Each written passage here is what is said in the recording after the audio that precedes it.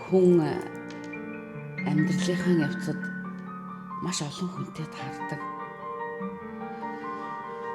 Заримыг нь орхин, заримтай нь удаан хугацаанд цугтаан алхдаг. Гэхдээ учрал бүхэн утга учиртай. Заримаас нь суралцдаг. Зарим нь харамсал гүнийг үлдээдэг. Гэхдээ л энэ амьдралд хинч зүгээр нэг ирдэггүй.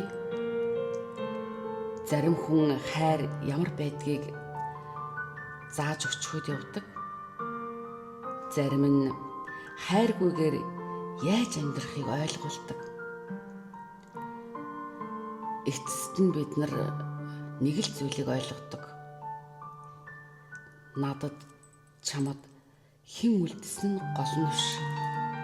Харин чамайг ямар хүн болгосон л хамгийн чухал юм байна гэдгийг.